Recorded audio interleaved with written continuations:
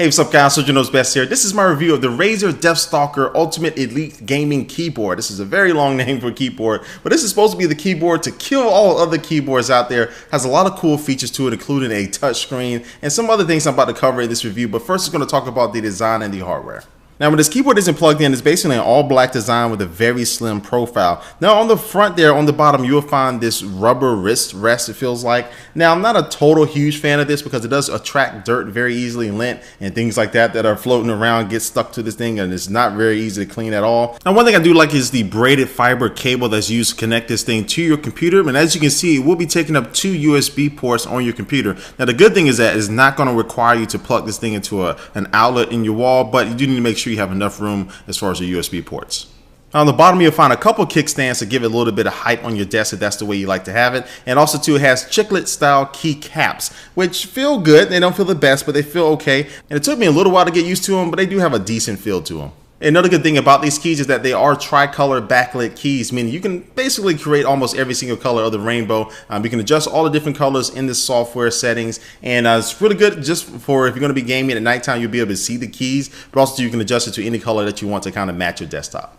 At the top of the keyboard, you do have a couple dedicated keys. The first one is going to be a macro key. So say you have a command in the game that requires you to press 4 or 5 different keys at once or in a particular order. You can basically set up a macro which will allow you to record and capture all those different keys for that one command, and then assign it to just one single key press to any key on the keyboard itself. And this keyboard also comes with 5 dedicated macro keys on the left-hand side. The other dedicated button is for the gaming mode, which features anti-ghosting for up to 10 keys pressed at once. So if you have a lot of combination of keys you need to press, as this keyboard in that gaming mode is going to be a lot more accurate to make sure it recognizes all those key presses. Plus, you can adjust in the settings for when you press this button, it can disable certain keys on the keyboard. So you know when you're probably playing a multiplayer match in Call of Duty, you don't want to accidentally press the Windows button and really just mess up your game. You can have, when you press a gaming mode, it'll disable that key and any other key that you want.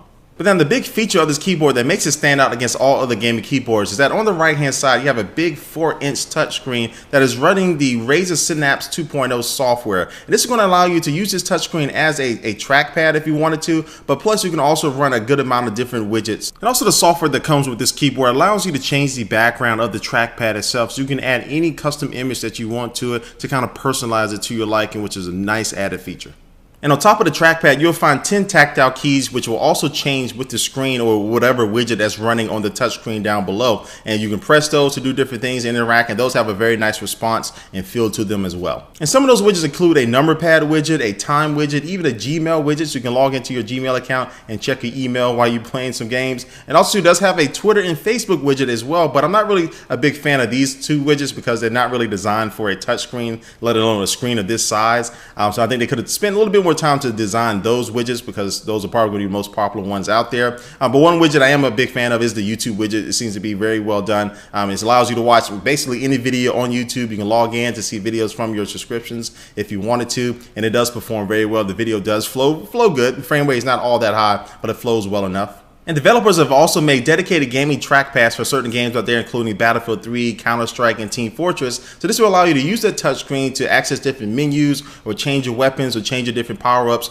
right there using that 4-inch screen instead of having to access that menu in the game itself, which this can be useful and handy in certain situations. And so in my culmination, in my final conclusion on this keyboard, I would say this is one of the best gaming keyboards out in the market. Having that 4-inch trackpad is very handy, not just when you're gaming, but also too when you're just doing normal things on a normal basis, like checking your email or writing a paper or something like that. It's pretty cool to be able to have this little screen there on the side, to be able to have a widget up running your Twitter or running your Facebook account or running your YouTube, to be able to use that. Plus to be able to change it over to a number pad is very useful as well. And overall the screen does have good quality. But a couple things that could be improved with this keyboard is just the keys. It can feel a little bit better. Plus I'm not really a big fan of this rubber wrist rest there at the bottom. It just really gets dirty and has a kind of a weird feel to it that you may get used to, you may not. But overall I really do like this keyboard, and that trackpad is a really big seller for me. Now this keyboard does cost $249, so it definitely is in the upper echelon as far as price point with gaming keyboards out there. And again, the big selling point is that trackpad. You don't feel like you're gonna be using that trackpad that much,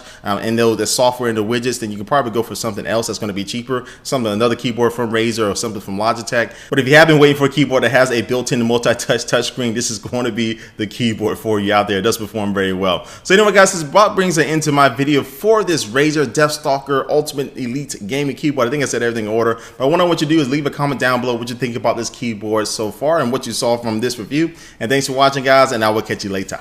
Peace.